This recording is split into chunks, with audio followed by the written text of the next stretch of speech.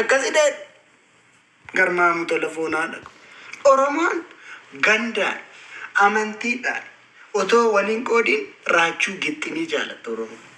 Garmaamu telefoonaa dhaqu. Garmaamu tole. Kanaaf yaani baay'isee